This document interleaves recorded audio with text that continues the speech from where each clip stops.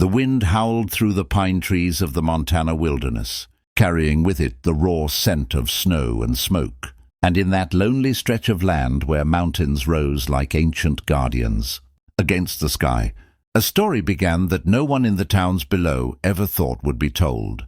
For it started not with joy but with betrayal.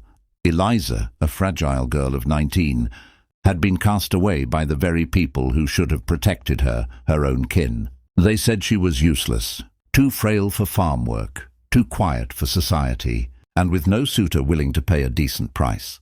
Her family bundled her off and sold her for the price of 2 mules and a barrel of whiskey to a trader, passing through, thinking they had rid themselves of dead weight, never knowing that destiny was about to carve a path far stronger than their narrow minds could see.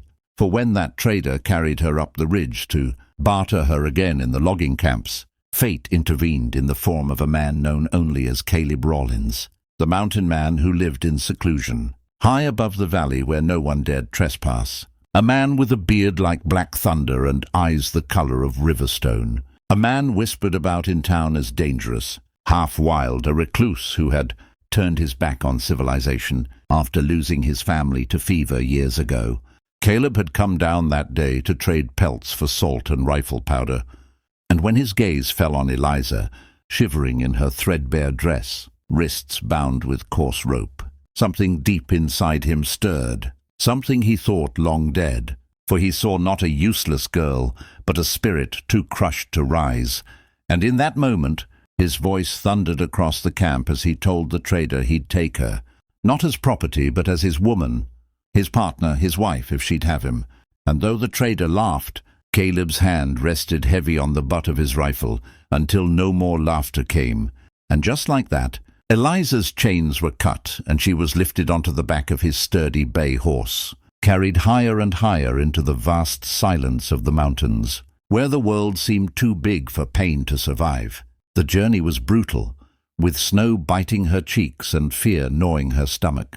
For she knew nothing of this man, only that his grip was firm but not cruel, his silence heavy but not unkind. And when at last they reached a clearing where a rough-hewn cabin stood against the backdrop of towering firs, smoke curling from the stone chimney, she realized she had stepped into another world, one where no gossiping townsfolk could sneer at her weakness, no family could measure her worth in livestock, no cruel hand could sell her away.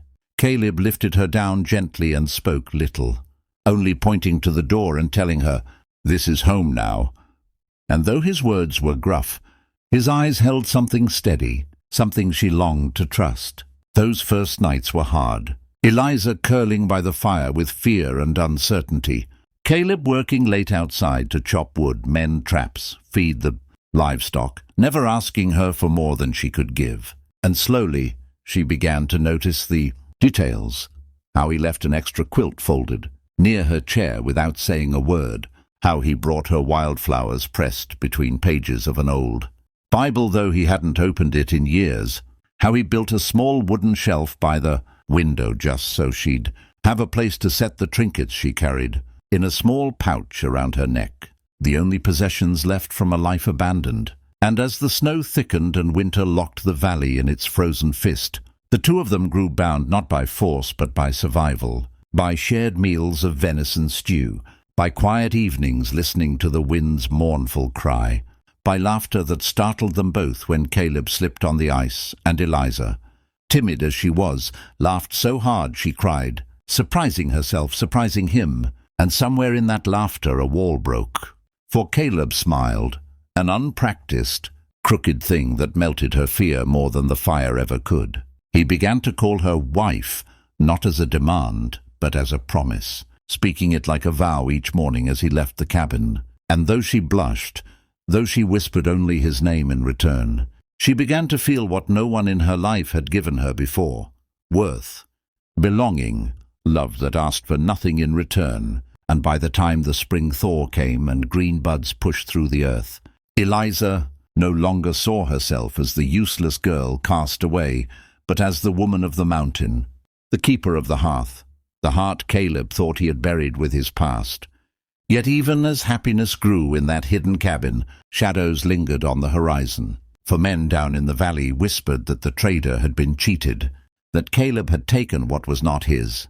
And soon, greed and anger would come climbing those mountain trails, threatening to shatter the fragile peace the two had built. But that, dear listener, is where the storm truly begins. And before we step into that raging chapter, let me remind you, if this tale grips your heart, if you want to know how love can rise from betrayal, and how a man and woman can fight for each other against a cruel world, then don't just listen. Make sure to subscribe to this channel, because the next part of this journey will sweep you into danger, passion, and a battle for survival that no soul will forget. The summer sun burned gold across the mountain peaks when trouble finally came. Riding on horses with greedy eyes and restless hands, the trader and his hired men climbing into Caleb's world with the arrogance of men who believed they could take whatever they pleased. Eliza saw them first, their shadows breaking the peace of the clearing, and her heart pounded like a drum. But when Caleb stepped out of the cabin with his rifle steady and his jaw set, she saw not the lonely mountain man anymore, but the shield of her life. A man ready to die before letting her be stolen again. The men jeered, demanding her back, calling her useless and mocking Caleb for keeping such dead weight. But Caleb's voice cut through them like thunder. "She's mine now, not because I bought her, but because I chose her, and she chose me." And the weight of those words seemed to shake even the trees. For Eliza stepped forward then, her fear burning away, her small hands clutching his arm as she spoke for the first time with fire in her voice. "I am not useless.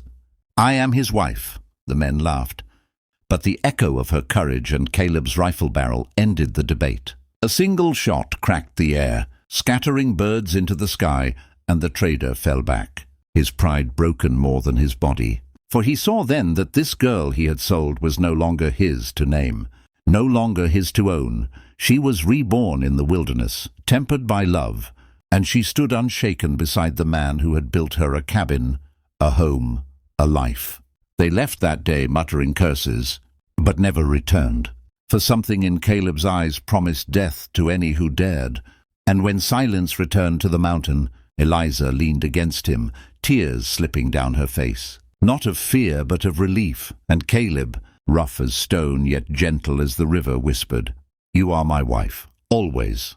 From then on, no season, no storm, no hunger could break them, for together they built not just a cabin, but a legacy carved into the very bones of the mountain, a love born of rejection yet stronger than iron. And for every soul hearing this tale now, let it remind you, sometimes being thrown away is the beginning of being found, and sometimes the loneliest hearts build the strongest homes. And if you want more stories of the Wild West where love is forged in fire and courage, make sure you subscribe to this channel, because every story we share will carry you deeper into a world of passion, grit, and hope you won't want to miss.